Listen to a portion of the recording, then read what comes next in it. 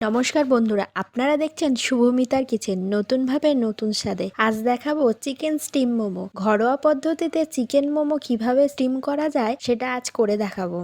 তোমাদের কার কার মোমো খেতে ভালো লাগে সবাই কিন্তু কমেন্টসে জানিও। চলো দেখে নিই মোমো বানাতে কি কি লাগে। প্রথমে বোনলেস চিকেনগুলোকে ভালো করে ধুয়ে পরিষ্কার করে নেবো। তারপর এইরকম একটা চিকেন পেস্ট বানিয়ে নেব মিক্সার গ্রাইন্ডারে। তোমরা চিকেন কিমা করেও দিতে পারো, দুটোই ভালো লাগে খেতে। চিকেন পেস্টের মধ্যে প্রথমে দিয়ে দেব লেবুর রস, তারপর দিয়ে দেব পেঁয়াজ কুচি, গ্রেট করে রাখা গাজর, ক্যাপসিকাম কুচি, আর দিয়ে দেব টমেটো কুচি, অল্প একটু আদা রসুনের পেস্ট, আর দিয়ে দেব অল্প পরিমাণে কাঁচা লঙ্কা কুচি।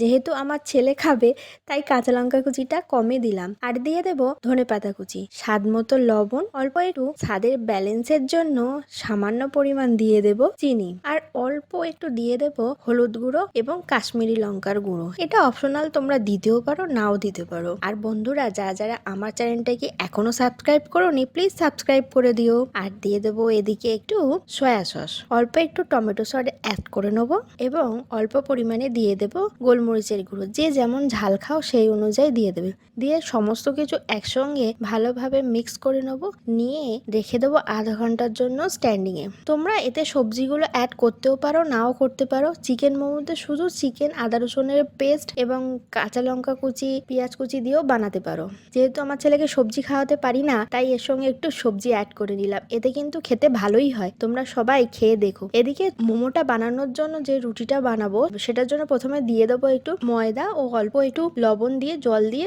এরকম একটা ডো বানিয়ে নেব। তারপর এটাকে একদম পাতলা করে ভালোভাবে বেলে নেবো। তারপর তোমাদের পছন্দ মতো কাটার দিয়ে এটা কেটে নিও। আমি এটা গ্লাস দিয়ে কেটেছি, তোমরা এটা যে কোনো কাটার দিয়ে কাটতে পারো। কেউ বাটি বসিয়েও কাটতে পারো, অনেক রকম কাটার মেশিন পাওয়া যায় সেটা দিয়েও কাটতে পারো। এরকম গোল গোল করে ছোট ছোট যে যেমন সাইজের বানাবে সেরকম বানিয়ে নিতে পারো। তারপর আগে থেকে যে পুরটা বানিয়ে রেখেছিলাম সেটা এর মধ্যে দিয়ে দেব, দিয়ে সুন্দরভাবে সাইডে জল দিয়ে আটকে নেবো। জলটা কেন দিচ্ছি? যাতে এটা খুলে না যায়। এরপর মোমো স্টাইলে এটা ভাঁজ করে নিলেই তৈরি আজকে চিকেন স্টিম মোমো। এটা তোমরা তোমাদের পছন্দ মতো ডিজাইন করে বানাতে পারো। আমি এখানে 2-3 রকম ডিজাইন করে দেখালাম, বা তোমরা তোমাদের পছন্দ মতো এটা ডিজাইন করো। এই মোমোটার সঙ্গে আজকে কিন্তু একটা চিকেন স্যুপও বানিয়েছিলাম।